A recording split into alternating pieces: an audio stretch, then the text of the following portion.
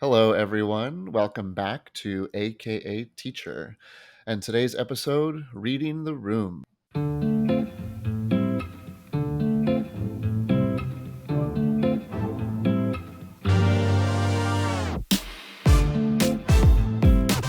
I'm Daniel, and I'm here with my fellow co hosts, Shelton, Joanna, and Angie. And we're going to begin with a little check in. How are you all feeling about the first few days or weeks of school?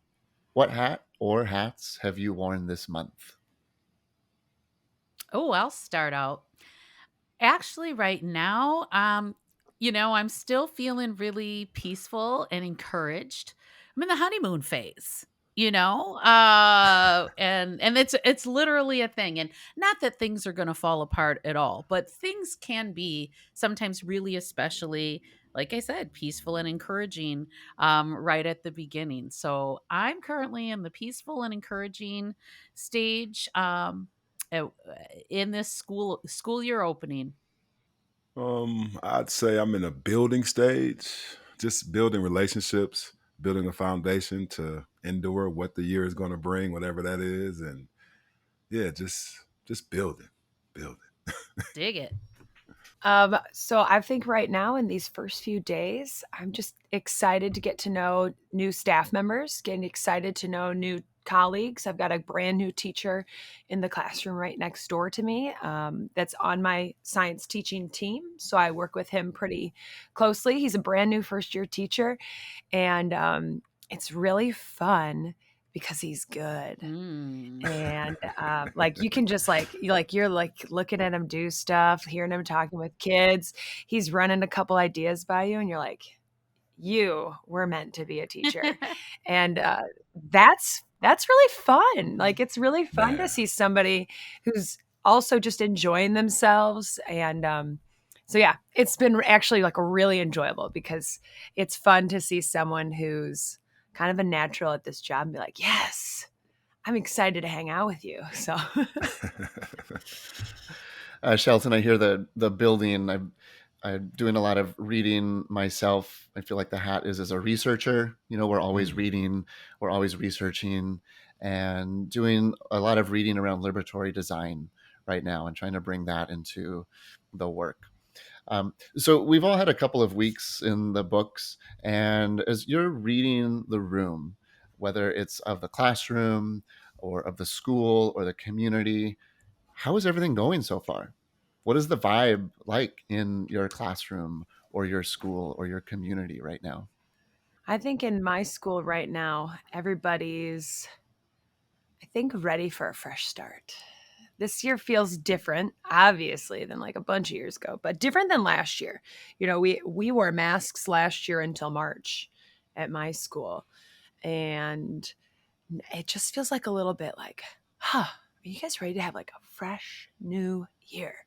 And I can really feel that energy amongst the kids. This year's seniors haven't had a normal year of school since freshman. No, I think since eighth grade. Do the Wow. math. Is it since eighth grade? Wow.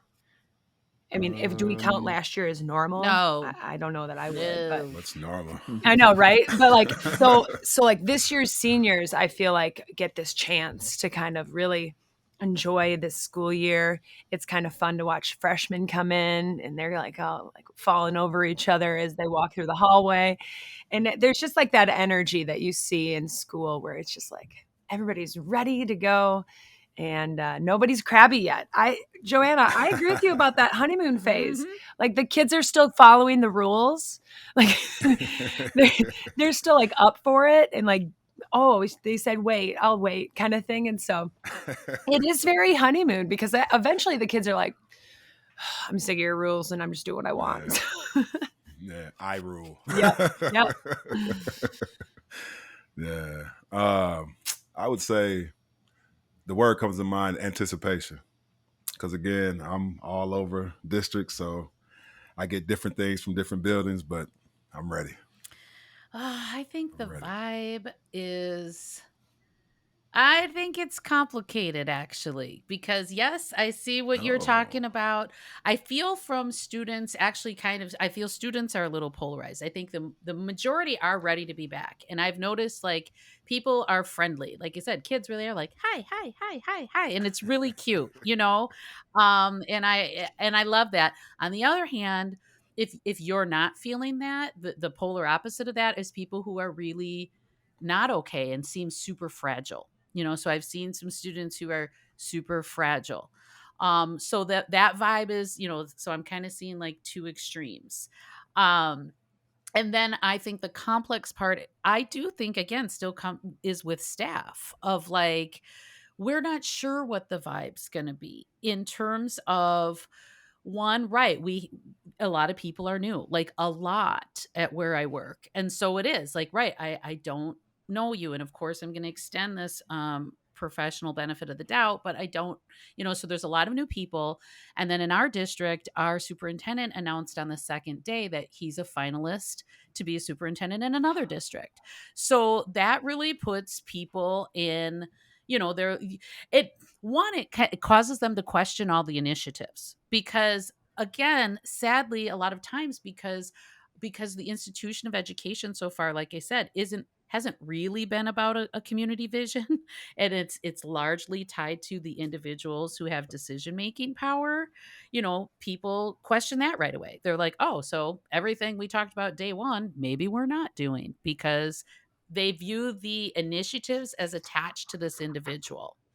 And so there's just like question mark, and then that, like, everybody knows their current position, like where they fall. And anytime you're going to get a new leader, right? And we don't even know if we're getting a new leader yet, but we're kind of like, well, he is a finalist, so he's applying. So what does this mean? Um, and so I think then that brings in the complexities for staff.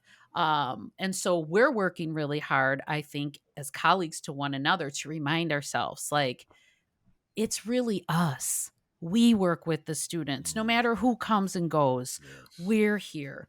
We yes. do this work. And, so that's why I say it's all complex.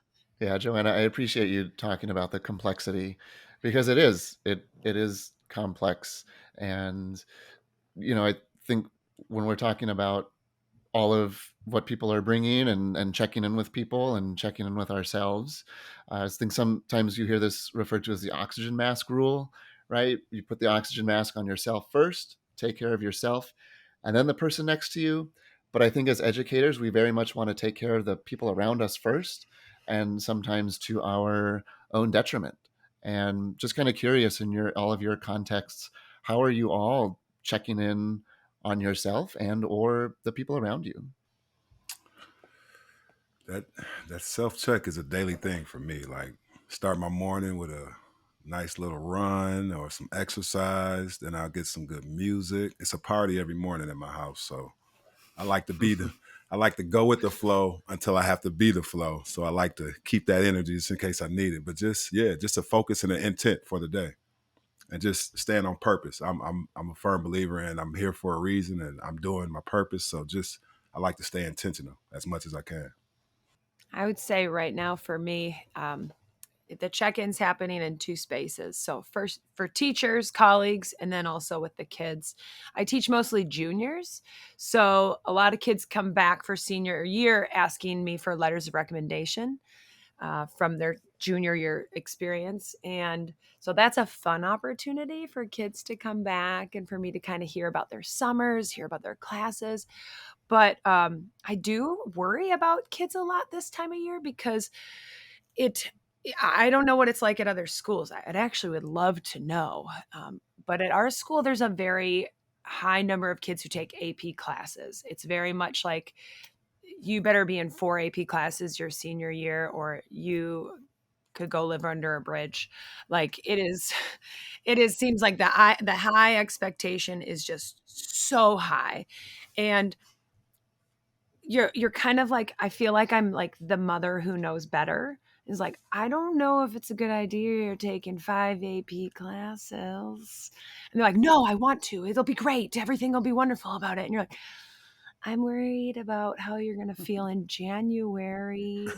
And so there is that level of like concern for the kids when you're like, you're biting off more than you could chew. You know, we see that with each other as adults, but when you see that with a kid, it's hard because like kids might listen to you or they might just like totally be like, well, she doesn't know how to get into college. You have to do this, you know? And so I find myself worried about my kids from that standpoint of like, oh, I hope you're not doing more than you should already, you know?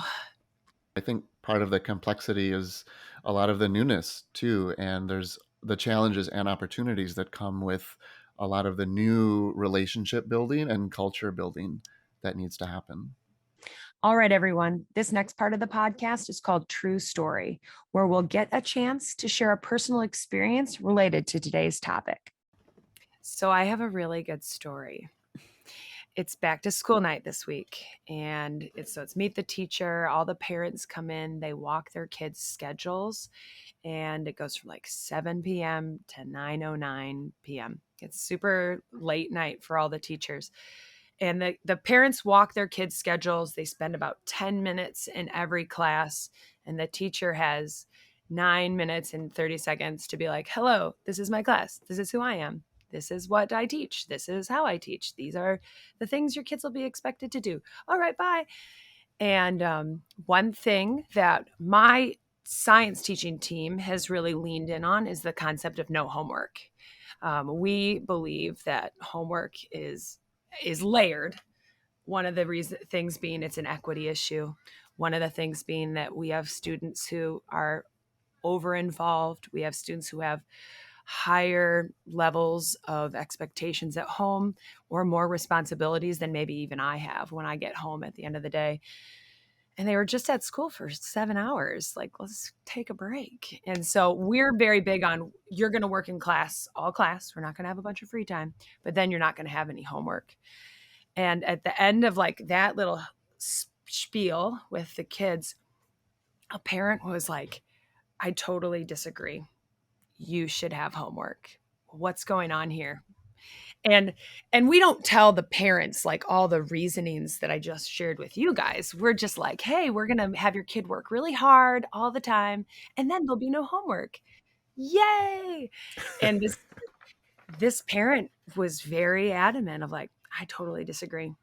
I think that you should have homework. And then he got up and he like walked out of the room shaking his head. And another parent, while the guy was still in the room, goes, well, I really appreciate it. Thank you.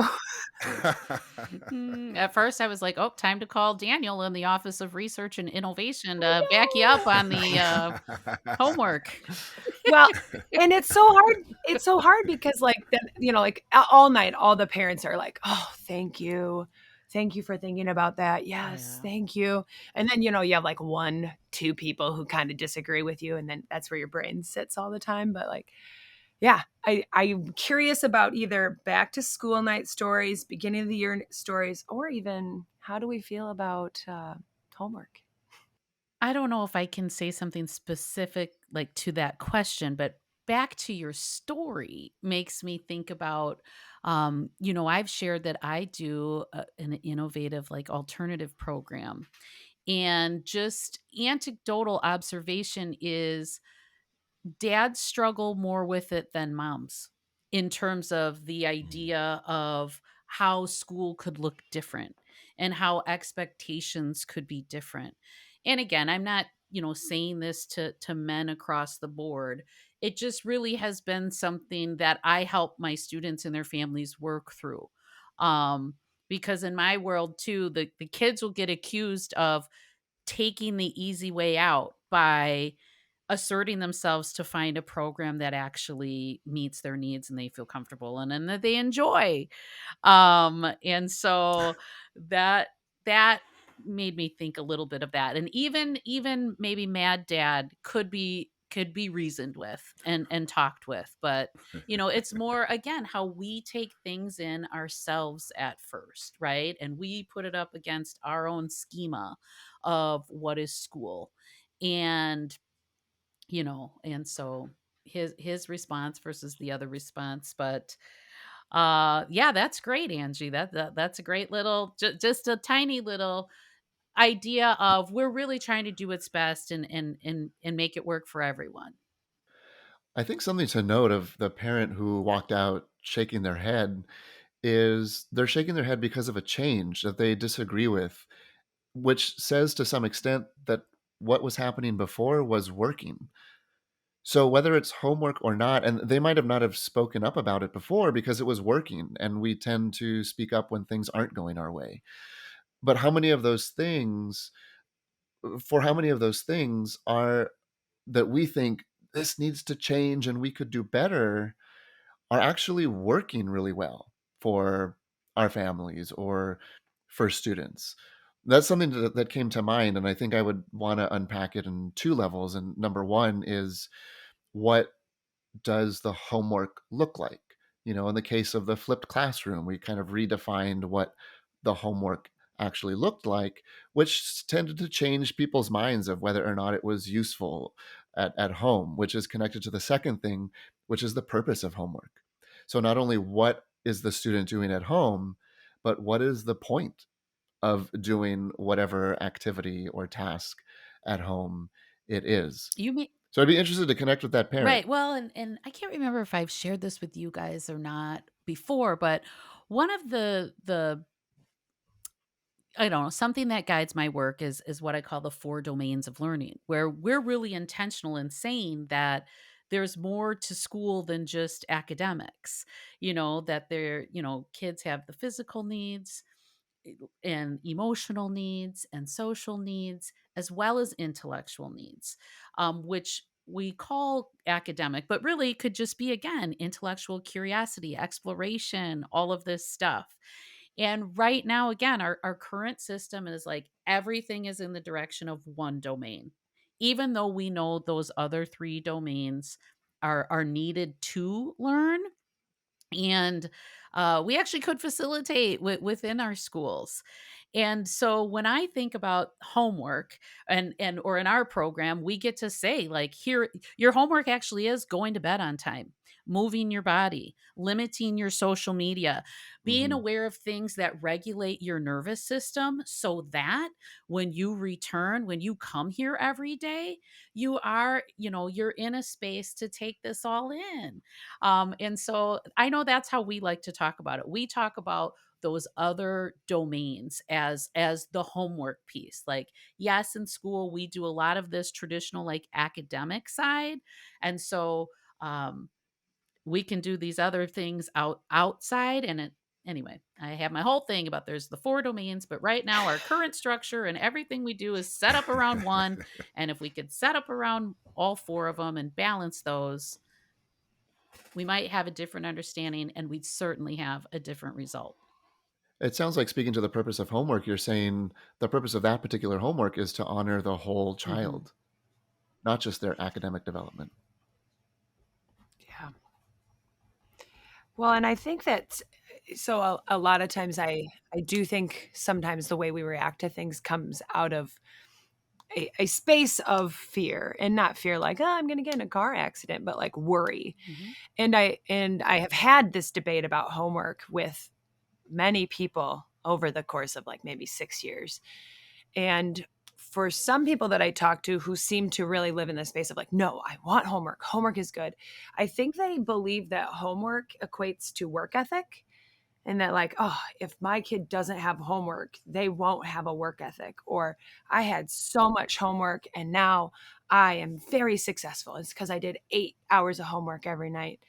And to me, I'm like, work ethic begins at home in your community. Or like, you have good work ethic probably because when you were 6, your parents made you help clear the table every night, like homework assigned by me randomly in a science class isn't going to suddenly make your child a hard worker. And the reverse, it's not going to suddenly make your kid a bum, if there isn't any. And so I sometimes wonder if that's where it stems from. Hmm. It's just like this concern that like if they're given an easy way out, then they're never gonna work hard Hmm. again. Well, and there's such there kind of always is a misunderstanding of even childhood and child development. So, like, what is the work of a child?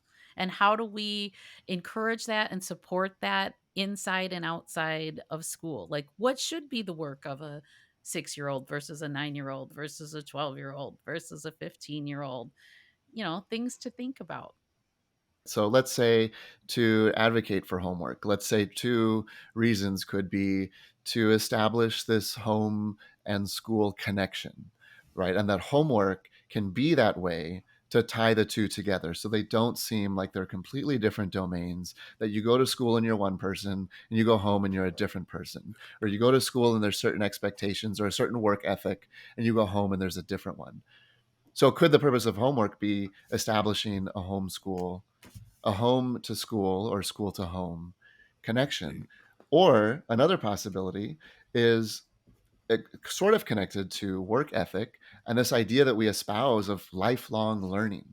Well, if we want to learn throughout our entire lives, shouldn't we be learning throughout our entire day? And does homework keep us rooted to that value of lifelong learning? Daniel, you're getting real deep. Wow. I'm literally writing this down like I'm in a professional development. I wanted to, but I think got about stuck in this. That was deep. Yeah.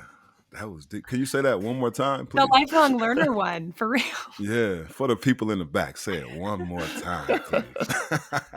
Yeah, homework potentially being the connection between home and school, or the purpose of homework being a connection to the value of lifelong learning. That's different. You said it a little different because I felt it a little different. That but was I the still short felt version. I felt it. No, It's- that was it was I like- love that. It was like lifelong learner, like day long learner. Like I'm gonna learn my Yeah. whole life. I'm gonna learn throughout my day. On my day. Well, and yes. that's also really looking at it too, Daniel, in the asset sense, which in our current structures, homework is actually looked at in a deficit sense. In terms of, this is something that I'm really, again, deliberate about when I think of homeschool connections. I say, to a lot of the families I'm working with, school is a source of stress because it's constantly just bringing forward to you what your child is not doing. And then you're fighting over school instead of really, again, truly connected and joining over school and your child's development. So actually, I was just at my daughter's volleyball game the other day, and her grandma was there. And, she's just asking grandma questions. So she's just like, how's Nia doing in school? How's her grades? And I'm like, do you know I never check my children's grades? I don't log into any of those systems. I never have, and I never will. Why not? Why not, Because if you don't mind me asking? they're running their own lives. It is their education. It is not my thing to love monitor and force them to comply. They have to develop their own sense of self and responsibility. And I have found I that love it. comes again, and it's not a source of stress, and it's just kind of gone along. So yeah, people might think that's, Wow. I'm a teacher and yet I'm the anti-teacher. Like I don't check grades. I don't bother my But kids. do you worry? But do you worry about? Because my mom was the exact same way, but she was like, "I don't worry. I see them working all the time. I mean, they're obviously Yeah, well, doing there's stuff. I'm two not things. worried." There's one. Actually, there's two things. One, yeah, I'm not that worried. And two, you can't trust it. These automated grade systems, you can have an A, and 15 minutes later, you got an F, or the other way. And so that's part of it, that you really can't trust it. And you know what? That really came to light for me when I was running one of my diversity clubs. And the partner that I was running it with, he really believed like, oh, in order for us to take the kids out, we got to check their grades. And if their grades stink, they can't come on the thing. And I was like, do you know how these grades, and he was a school psychologist, so he wasn't like a classroom teacher. And I was like, do you know, like, it's inaccurate. It's not that it's inaccurate. You guys know what I'm saying? Like, it changes in the Yes. moment, and there's lots of mistakes. And yet then that's why I don't check as a parent either, because then you set me up for a fight with, you know what I mean? Like, it's like ding, ding, ding. You Yes. currently have a 0 or whatever. And then my daughter's like, Mom, I did turn it. Like, again, no, this is not what I want school to Yes. be between us. And so Yep. anyway, I was started by saying, like, Daniel was talking about homework in the asset sense, but there is so much, especially with automated grading systems, that puts it in the deficit sense. And so, oh yeah, there could be a whole, re-looking and redesigning of, again, what are we connecting with parents over and in what way? Is it in strength ways? Is it in deficit ways? We've also been, the kids have been clearing out their email accounts. It's the new school year, and literally they have thousands of things in their email that are just like class notifications that you can only Mm, then ignore. You know what I mean? If your thing yep. is just dinging all the time. So again, it's like put this thing in between us. It's kind of separated us from the purpose and value of learning. We could go so much deeper into grade. We could have a whole podcast about grades. Oh, yeah. Not Hey. today, though. Daniel, did you have back to school night with your own kids, or Joanna? We've not had back to school night, but we've had initial conferences with teachers and, just a lot of those first beginning of the year interactions. And one of them was the other day, and I was coming straight from work, and there was a ton of unexpected traffic, and I was late to pick up my kids. And they're 5 and 7.5. They're in elementary school. My daughter just started kindergarten. And if I'm late, they're gonna start to worry. And I was really stressing out. The traffic was stressing me out. And so I called the school and I just said, "It's Daniel, and I'm running late because of this traffic and trying to get a message to the teachers." And the response was, "Well, you've called the school nurse, but this is a great place. This is a great place to call instead of the office." And instead of redirecting me, the school nurse, she took my message very calmly and said, "Who are their teachers?" And okay, I got, oh, there's someone here with a bloody nose, but I'm going to keep talking with you. And just was handling, you could tell, handling so much on her end. And, I think I got there maybe 5 minutes late, but I was in a Yeah, it's a panic. terrible And feeling. just to be met with that calmness, that reassurance to someone who was dealing with their own emergencies at the school. Again, I think when we mentioned this before, and I think it was in the last episode, but putting the focus on those that are still in school, just a huge appreciation to those who are in schools and doing the work for kids, and also us parents at home trying to make it all work. Now it's time to move on to our look back segment of the show. Okay, if we take a pause for the cause and take a look back on Reflection Avenue on what's been going well in our practices this year, or some things you need to work on, or some wisdom you learned. Do any of you have anything that's going well, some wisdom, or something you need to work on? I'll jump back in. I've been, just something I think is going well, and it's really feeding off the energy of others, but really staying energized and staying creative. It's a space, I think, whenever I fall out of it, something is not going well, and whether it's in my personal or professional life, what are the creative ventures that I'm seeking? And I think always seeking that, going after that, is going well. Something to work on, I think. I just gave a shout out to the school nurse, and I think I hold those appreciations in my head most of the time, but just practicing that daily gratitude to those around me. I think it's important, especially now that everyone around us, they're hearing those words of affirmation. They're seeing you, take action to help them out. And yeah, really just practicing daily gratitude is something that I'm working on. My going well is actually something really specific, but I'll share it. And again, I always talk like, I'm like, gosh, I hope this makes sense to you guys. But within my program, I have these like philosophies that endure.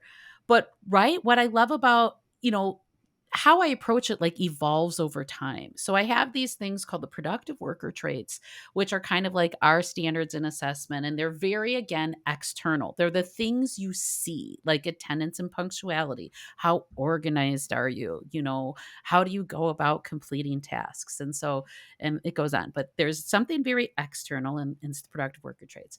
And then there's something very internal, which is regulation versus dysregulation, and helping kids see, you know, understand just their own nervous system, and how it's working and how it's feeling.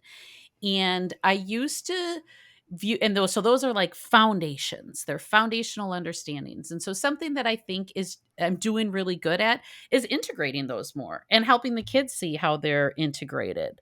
And yeah, it was something, you know, so just this week I was like, aha, you know, and just the way I was explaining it to them, you know. So again, a lot of right season teaching is not like I'm thinking about what I'm going to say a week ago. You know, you're in the moment, you're taking it all in, you're Yes. registering, you can see what people are vibing with. And so that just felt really good. My explanation, and then the connection the kids I could see had with that, and then we did some write up after, and then reading that they, you know, that it did really come through. So that was something that I was feeling really good about. And right, because it gets at that thing, Shelton, that you said that the kids need in a previous episode, where they're asking for those internals, you know, where again, instead of looking at like attendance and punctuality as like, are you here and are you on time, simply that's the external. The internal of, well, who are you getting here for, and why are you coming, Yes. and how does that make you feel, all that kind of Yes. stuff. So I was feeling really good Yes. about that. And then something I think still always to work on is, again, I do a program where often people are in need. And so I do get like calls from desperate parents, you know, who can be like, my kid is in this situation and they have to get here like immediately. And not being able to operate like that, because you really kind of can't either. And I could talk about that at length in another episode, in terms of like, how do you really move someone through the stages of change so that they will be successful in a new environment. But it is still something I struggle with, because like, right, as a human and as a parent, I'm relating to you. You're suffering, your child is suffering. And so how I take on those, you know, like I think I do good in the phone calls and giving hope and still making the connection, but I do carry like, right, I'll feel it. I hang up the phone and I feel your hurt too. And so that's always something that is just, I don't know if I get better at, but it's something that I'm like, it's in me. I feel That's bad. deep. Yeah, no, that's deep. People don't realize how we carry that, because energy is hmm tangible, and how you, especially when you care, you just carry a lot of that too when you don't think about hmm it. So yeah, Angie, you gotta. Well, I guess I'll keep mine kind of quick and just focus on where I want to grow. It kind of goes back to what Daniel was saying, and that's really acknowledging the gratitude and those impressive moments. And already with all the kind of the group work that we do, community building, you can always really see kids who are definitely just a top-notch kid. You know, they're helping maybe a student who has a disability, they're patient, they're already showing leadership in a group. And the thing I want to make sure that I'm really intentional about is sending a couple emails home, or calling a couple people and just saying like, hey, your daughter's awesome. I can already tell it is day 4 and she's already a leader. Thanks for raising a nice kid. Um, That's huge. you know, and so doing that right away, that's my goal. Awesome, awesome. Thank you. Well, it's important to reflect sometime, because you got to look back to see where you come from to know where you're going, and to give you a perspective of your journey as a whole. So appreciate those stories. All right. So we are at our Pass the Mic session of our podcast. And today we have a story coming in from Tracy. And so thank you, Tracy, for connecting with AKA Teacher. And to my fellow podcasters, listen up and then tell me what you think. Here's what Tracy has to say. There are some really tough kids where I teach. And it's so hard to try to be by your it is so hard to be by yourself in a classroom when the student needs support. They could be destroying your classroom, flipping over bookcases, or throwing chairs and garbage cans across the room. In those cases, I ask for help immediately and often. Not just like calling for help from the office, but also making sure you get on your principal's schedule to talk about what exactly the student needs to be successful, what things you've already tried that haven't worked. And once there's a plan, even if it's not perfect, making sure everyone involved understands the plan, right down to the music teacher or the lunch supervisor. Um, Try not to take any of that high adrenaline and stress home. If you have a student who has extreme needs, that is not the year to work late or come in on weekends.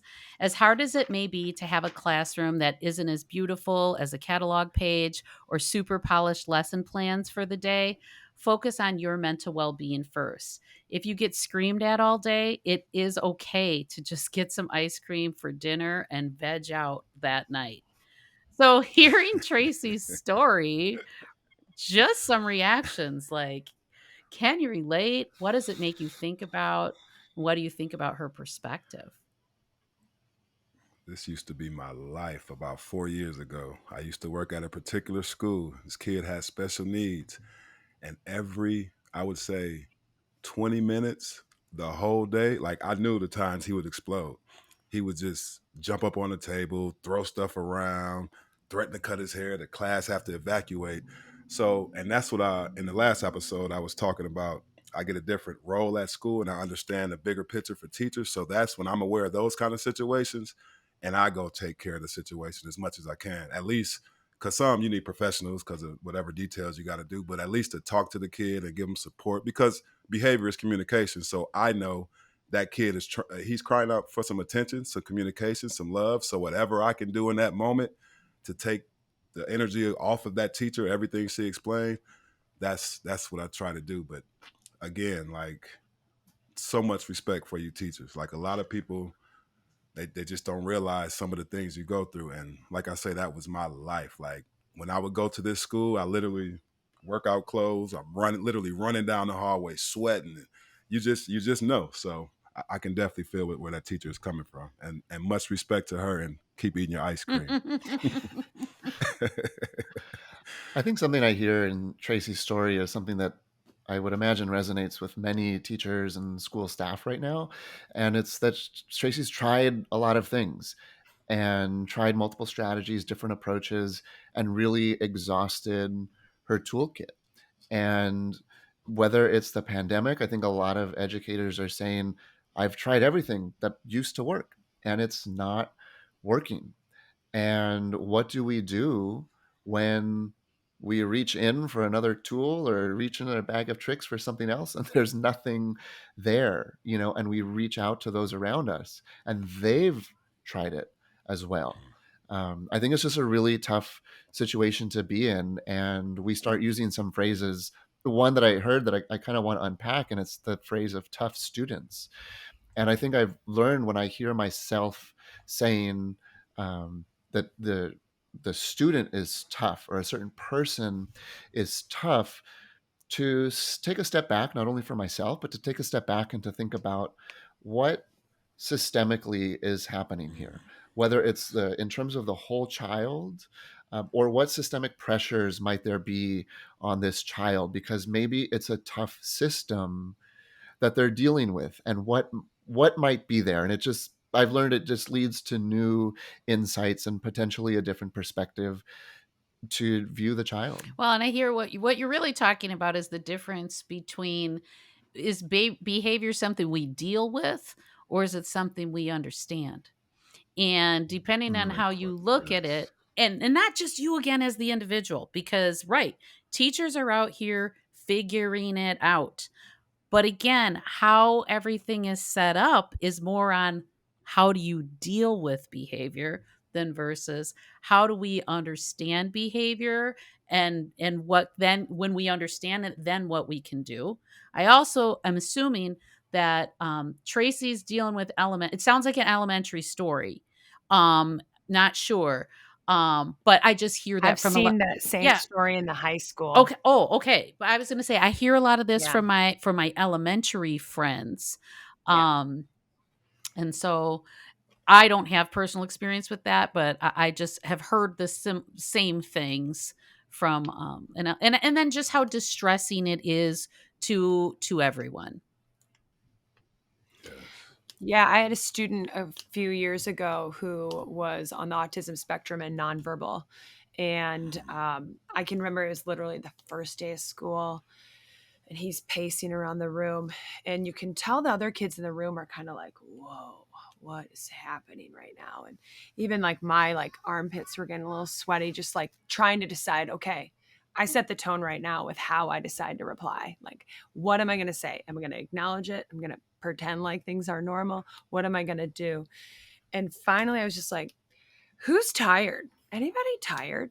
You know, everybody's kind of half acknowledging what I'm saying. I was like, I'm really tired. And you know what? This student, he's tired too, but he doesn't have the ability to just say, I'm really tired.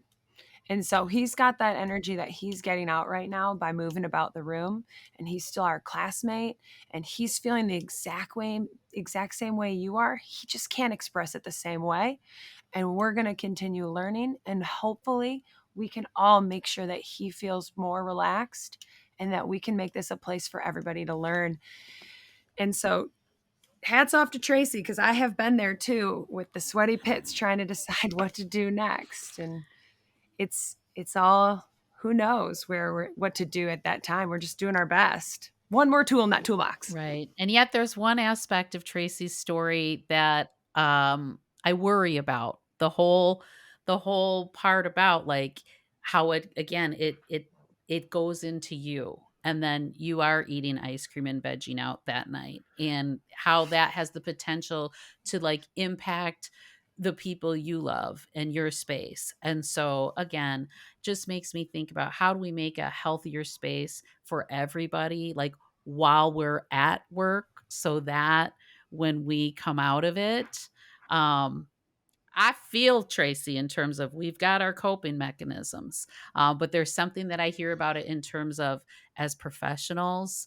Um, there's just still work to do. So thank you very much, Tracy, for sending in that story.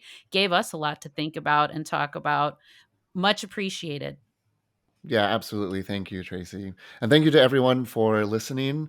As we wrap up this episode, we want to remind you that whether you're a pre service, early career, or veteran teacher, we want to hear from you. We want to hear your questions. We want to hear your stories. You can record a voice memo or you can type it up and send it to education@pbswisconsin.org. And make sure you put AKA teacher in the subject line. We also want to invite you to visit the AKA Teacher Podcast website to find helpful resources connected to today's episode. Thank you again for listening, and we'll see you next time.